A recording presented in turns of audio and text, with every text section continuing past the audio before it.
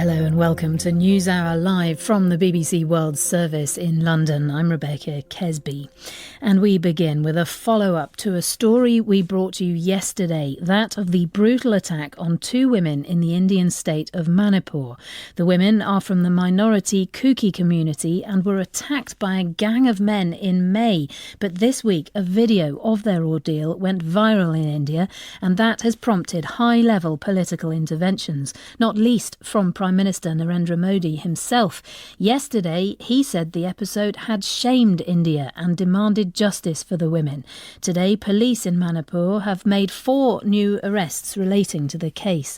Well, shortly before we came on air, we got through to Kipgen. She is a Kuki social worker and reveals in the interview that she was also targeted by a gang of men on the same night that the 2 women were attacked.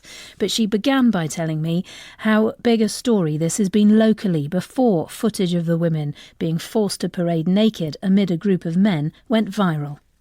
Because there has been an internet ban, very little actual images or proper information has been getting out. Although we knew about it, we weren't fully aware of the extremity of it. I guess seeing it is so much more powerful than just hearing about it. Do you welcome the intervention of the Prime Minister, Mr. Modi, calling for justice? It seems the police have arrested more people. That is a good thing, although it's very, very late. It's been around 70 days that he's remained silent, and it's taken this video becoming viral before he's actually spoken out. And we need to ask the question, why has there been an internet ban here? You know, the truth is starting to come out. And what can you tell us about these ethnic tensions, which seem to be the context that these attacks took place? Kukizo community make up just 16% of the population, whereas the Meitei majority are 53%. And so you can see that how much of a minority Kukis are in Manipur.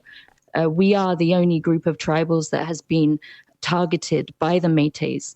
Although Nagas are Christian also, they have not been targeted. I just want to clarify that it's not an issue between Christians and Hindus. This is ethnic cleansing. They've systematically targeted our community.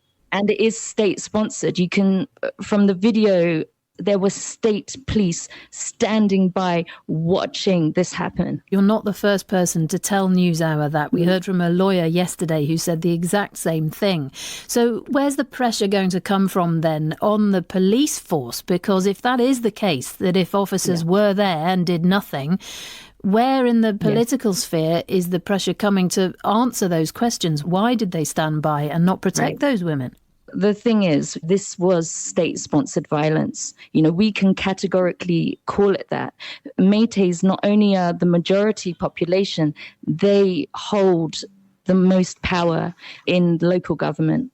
And the chief minister of Manipur is actually Meitei as well. At this point, I'm sorry to interrupt. We don't have somebody from the Meitei here. We can't know whether, you know, it's a very serious charge to say it's state-sponsored, but certainly it looks as if it took a long time for the authorities to try to punish anybody. In fact, it seems as if nobody was punished until the past couple of days. Exactly. And it's only because the video has gone viral and it's gone international that we're hearing from even the Prime Minister of India, which is so sad to have to say that. Unfortunately, it does start from the top. The state police only act. They only do what they're being told to do from higher authorities. And I know, you know, I can't make allegations or accusations on here.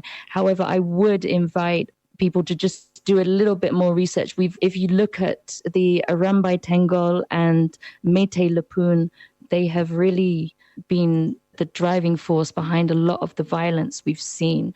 Although we are safe here, deeper inside Kampopi district, we have many thousands of displaced people among us. You know, I've spoken to many of them about their eyewitness testimonies of what they've seen happen as their villages were attacked, as their homes were burnt down, and as they had to flee. They've seen the state police come in and be a party to the violence as well. You are a Kuki. Do you feel threatened ever? And is it obvious to people which community that you come from? So on the night of 3rd of May, when the violence broke out, myself and my cousin, we attended actually a friend of ours, a Métis friend of ours, his wedding. And in the part of Imphal we were in, it was peaceful. There were a lot of weddings that night because it was an auspicious day for Métis to get married. We started to hear, and it was literally just before the internet ban started. We were just starting to get messages on WhatsApp saying, look, where are you guys? You need to come out soon. You need to leave. You need to come home back to the Hills District, our Hills District, which is Kangpopi.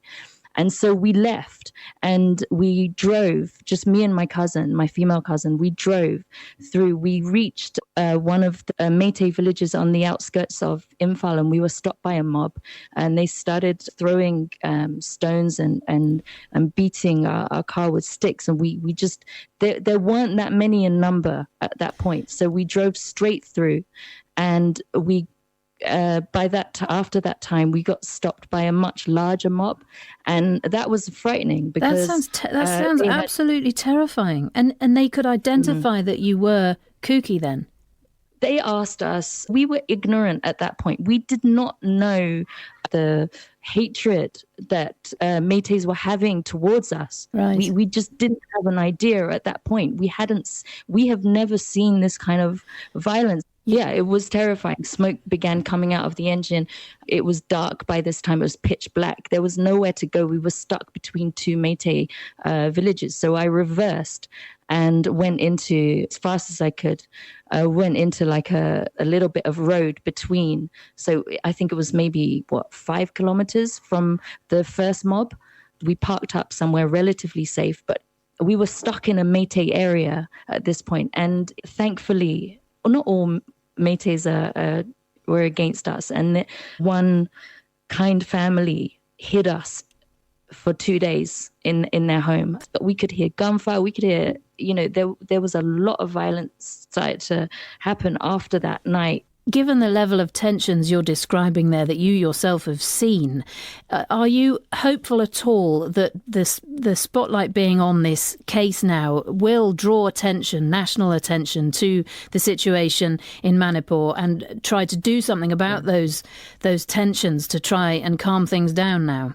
Yes, 100%. That is what everyone here is praying and hoping for. We had a rally today earlier, maybe 1,000 women showed up in Kangpopi, and we did a peaceful march, and presented a memorandum which we are hoping will get to the Prime Minister himself. Can I just say also, sure. Yeah. Rebecca, that there are many other rape victims that have not come forward. Few are starting to come out and tell their stories, but these are just two of many.